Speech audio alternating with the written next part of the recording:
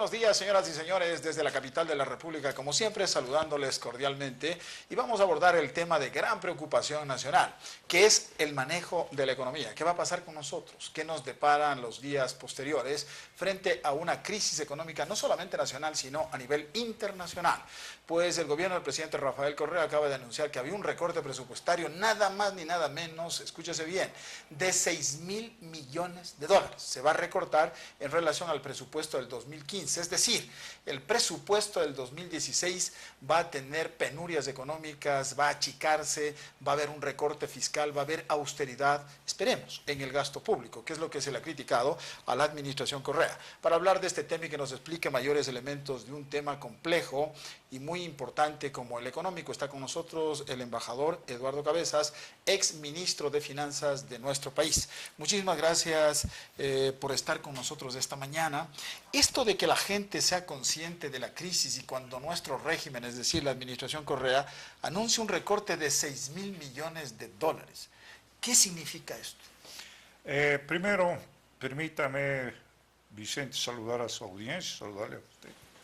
Siempre es grato sentarse a su lado, hablar de problemas nacionales de enorme trascendencia. Su preocupación periodística es compartida en este momento por todos los ecuatorianos. Se vive una crisis económica de enormes consecuencias.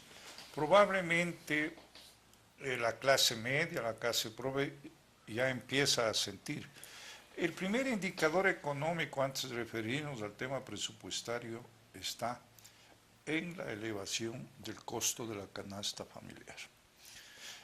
Fíjese, en una época donde hay una caída de los precios del petróleo, nosotros como que navegamos contrariamente y subimos el precio de los combustibles, en este caso del diésel. Entonces, yo soy partidario que los precios tienen que reajustarse, pero de una forma progresiva, ¿no? Pero buscando fuentes de financiamiento para el déficit que acaba de anotar y los recortes que usted acaba de manifestar que están haciéndose, es una necesidad imperiosa, porque caso contrario, este país tiene una economía dolarizada. Entonces usted tiene que ir conjugando varios elementos. Tiene un déficit presupuestario, una revalorización del dólar, el crecimiento previsto para el 2015, que era del 4.3%, yo creo que este año va a ser negativo, y el próximo 2016 igualmente. De tal manera, entonces, ¿cómo atacar ese problema? Yo creo que no es la forma de actuar, y permítame que tenga una digresión aquí, no es cuestión de ofender entre políticos, no es cuestión de invitarse a subir al ring de la pelea, no, yo no estoy de acuerdo con eso. Es una falta de respeto para los mismos ecuatorianos. Es el presidente de la República, es un asambleísta.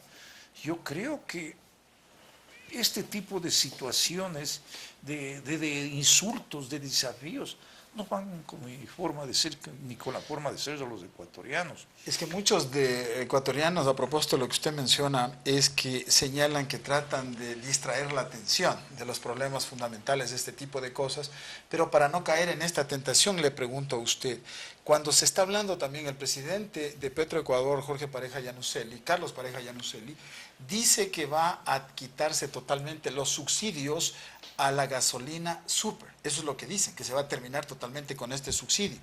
Entonces, ¿qué significa también este otro elemento en la economía?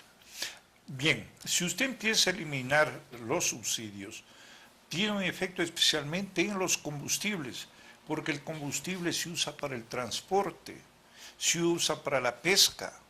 Entonces, hay un efecto multiplicador, porque a veces quien toma las decisiones económicas, políticas y sociales no ve las consecuencias de los efectos secundarios que genera cada medida. Es decir, quitar los subsidios al precio de la gasolina super, porque lo que dicen es que están focalizando los subsidios, ¿no?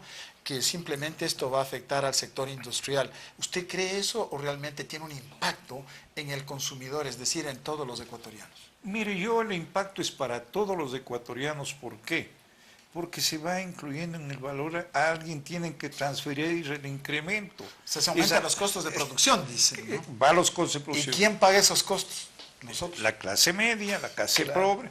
Porque si el día de mañana, yo voy a decirle hasta religiosamente, Dios no permita, se produce una inflación, es un impuesto a la pobreza. ¿Cómo está el tema inflacionario en este momento? Y yo creo que aún pueden ir controlándose bajo un esquema de dolarización. Pero le voy a añadir alguna cosa, ¿sabe? La dolarización se alimenta a través de exportaciones, de los dineros de exportación. No es que tengamos que a estas alturas de la economía del país, cuando nos hace falta los recursos económicos, los recursos financieros, pensemos a decir, bueno, que es un problema porque no tenemos moneda propia. Pero me tengo que decirle con todo realismo, es una irresponsabilidad. Hasta para tener moneda propia, usted tiene que tener reserva monetaria internacional. ¿Y la situación nuestra cuál es esta? Sin este rato nosotros no tenemos la reserva monetaria internacional. No tenemos.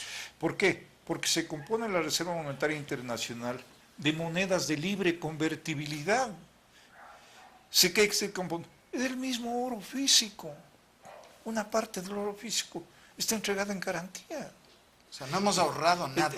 Entonces, ¿cómo yo puedo llegar a O sea, que esta crisis nos coge en la total pobreza. completamente? Es la verdad, ¿no? Hemos usado todas las reservas que tenía el Banco Central.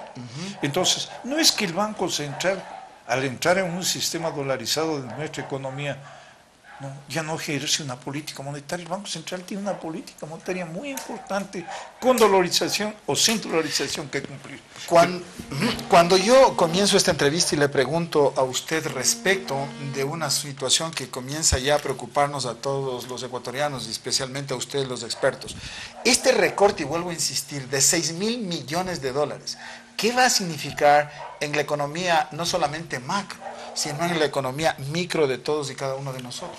Verá, en eso el efecto inmediato va a afectar a las inversiones. ¿Qué es lo que se habla, dice, de las inversiones? El mejor ahorro es la inversión, pero siempre y cuando tenga recursos. Entonces, tienen que paralizarse las obras, obras físicas, ya no habrá un programa de carreteras, hay que esperar los resultados de todas las nuevas fuentes de energía, las fuentes alternas de energía, en fin. Todo eso tiene un efecto, un costo social. Y le voy a decir algo más hablando del costo social. Mire, ¿cuántos migrantes cree que están aquí en el país? Se calcula que estarán alrededor de 1 millón de migrantes. 1 millón. Entonces, ¿los migrantes de dónde provienen? De los países vecinos, Colombia, Perú, vienen de Haití, vienen de Cuba.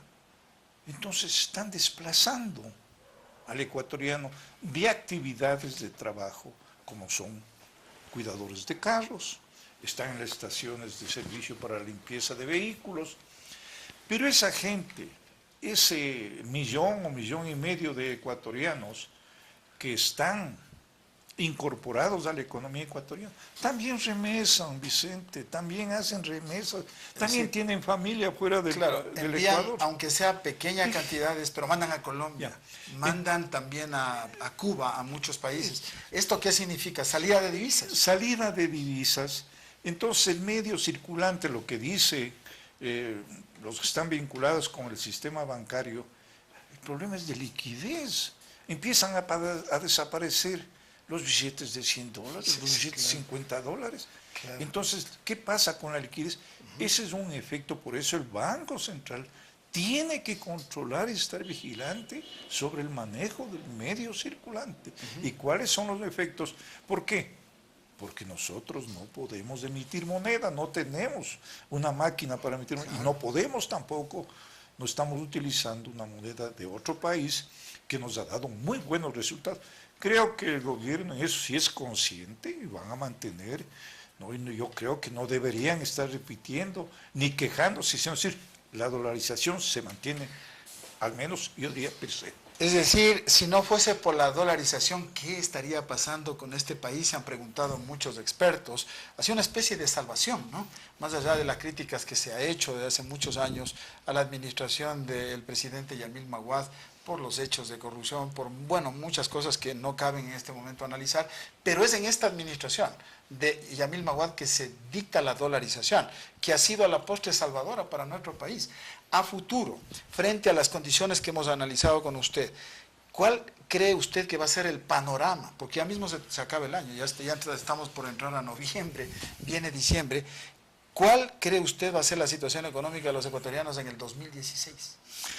Mire, si no hay este tipo de milagros, que suban los precios del petróleo, que mejoren nuestra capacidad exportadora, yo no veo con buenos ojos, permítame que lo diga así, con cierto grado de confianza, esta alianza público-privada.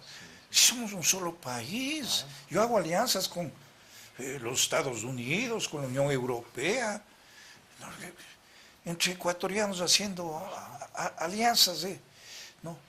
El sector privado tiene sus propias reglas del juego, tienen que ser claras, tienen que darle seguridad jurídica. Y el gobierno tiene que ser un ente regulador.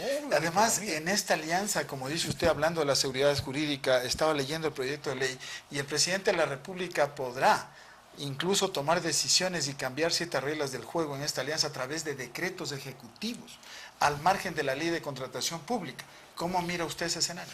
Mire, yo creo que no se puede abusar tampoco de empezar a legislar por su propia cuenta, sí. O sea, decir, bueno, no confío en la función legislativa, yo voy a empezar a administrar el Estado a través de decretos. Claro. Y eso dice la ley, ¿no? El proyecto de ley con el carácter de urgencia. Yo creo que en esto debemos ser sensatos y ser conscientes de que aquí todos somos ecuatorianos, tanto el sector público como el sector privado. El sector privado tiene la mejor buena voluntad de seguir invirtiendo, de seguir trabajando, ser generador de empleo. Ahora, claro, también usted tiene de por medio un crecimiento burocrático. Si estamos alrededor de 45 ministerios, entre no sé cuántas superintendencias.